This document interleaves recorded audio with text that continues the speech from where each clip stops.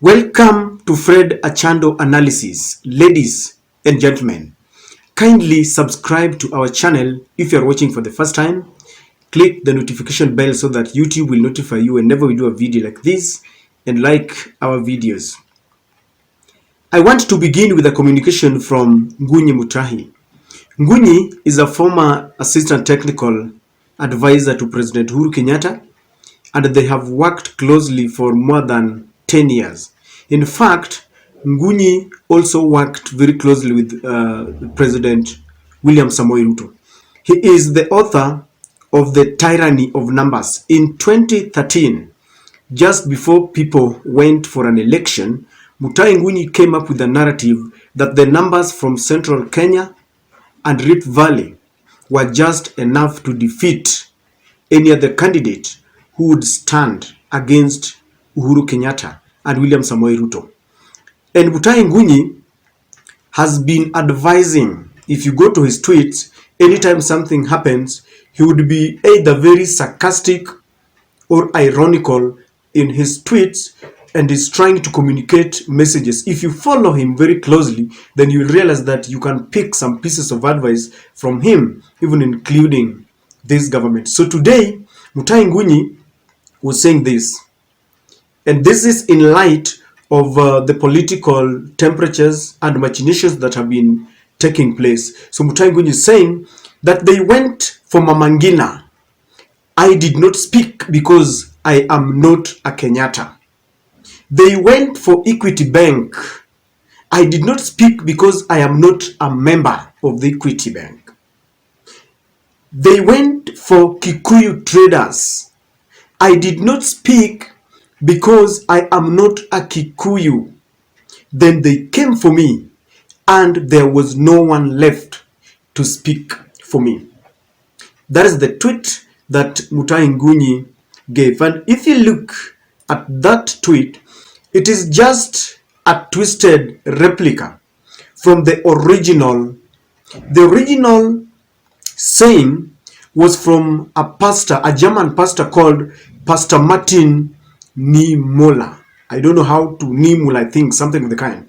Pastor Martin Niemöller was there at the height of Hitler persecution when the Nazis rose against the Jews, and Hitler killed millions and millions of them. So Pastor Niemöller was there, and he was silent. At first, he was really a supporter of Hitler and the Nazis movement.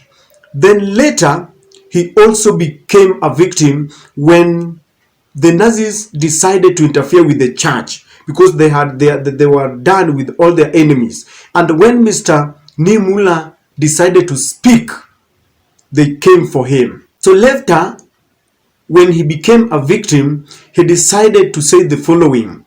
He said that first they came for the communists, and I did not speak because I was not a communist. Then they came for the socialists, and I did not speak because I was not a socialist. Then they came for the trade unionists, and I did not speak because I was not a trade unionist. And then they came for the Jews, and I did not speak because I was not a Jew. And later they came for me. There was no one left to speak for me because all of them had been finished. That is where Mutahi Ngunyi picks his tweet. I want us to delve deep into this tweet, this communication, ladies and gentlemen, because I think it's very paramount at this hour when our politics have been heightened. Number one, Mutahi Ngunyi started by saying that they went for Mama Ngina, and I did not speak because I was not a Kenyatta, I was not a Kenyatta family. What is Mutahi saying? Mutahi Ngunyi is simply saying that today the present regime have decided to point their guns to the Kenyatta family. But people are very quiet. Some church members, because they are in good terms with William Ruto, are very quiet.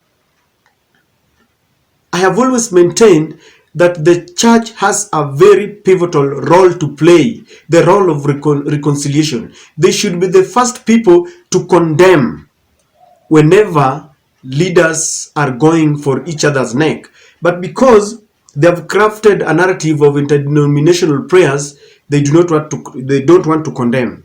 And Mutahi Ngunyi is simply saying that those who are quiet, a time is coming when they will come for you. Those who are in the Kenya Kwanza team, today it is good for you. It is very pleasant because you are with Ruto, even as he goes for his former enemies. But it might just change.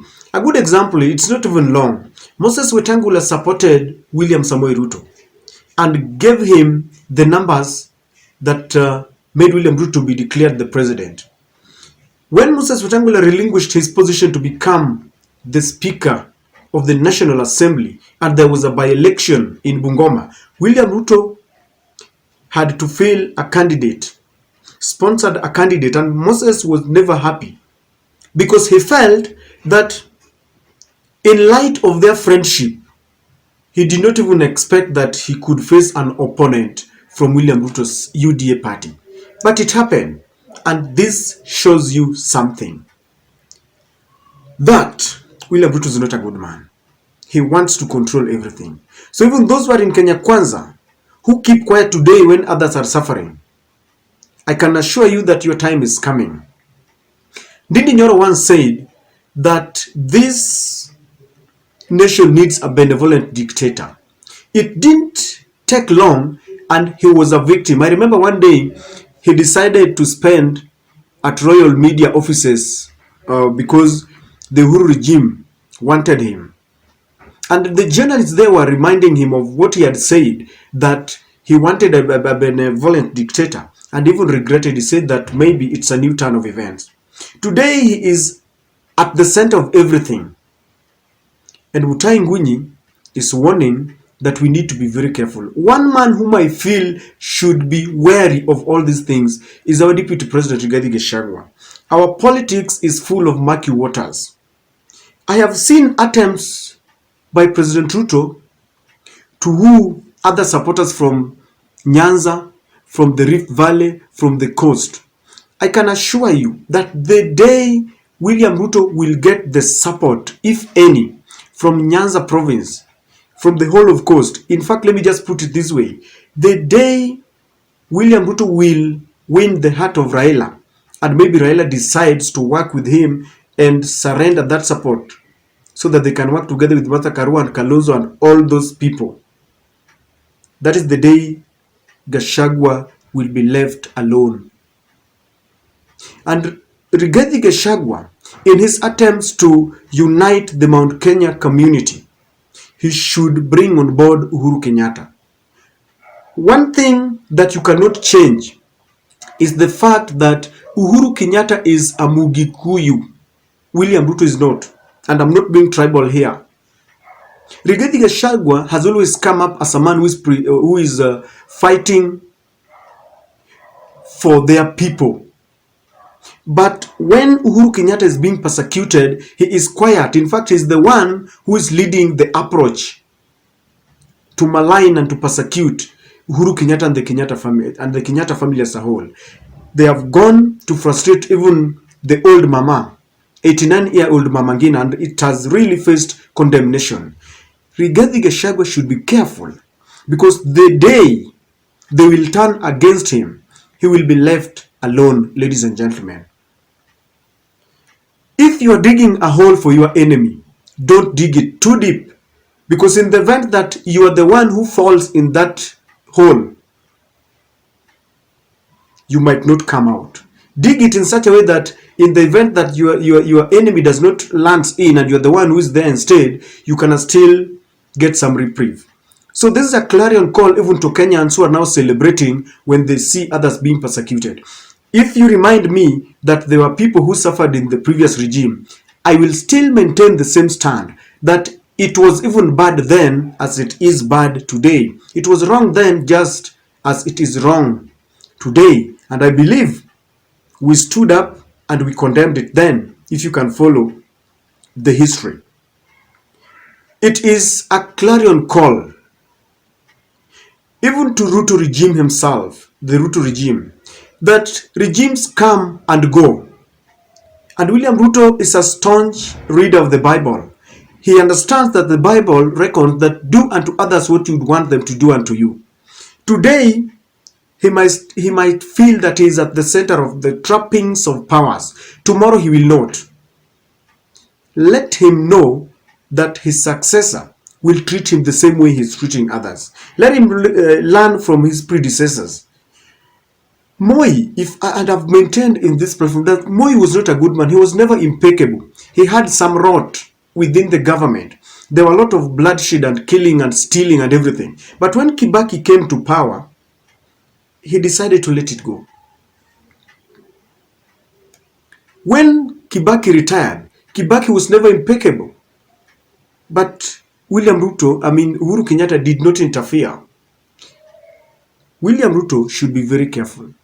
If there is something that they can discuss at their level, at their stature, as a former president and a current president, they should do it in an amicable manner, because we need peace in the country for development and for everything. So, ladies and gentlemen, I don't know what you make out of those statements from Mutahi Ngunyi, but that is my take.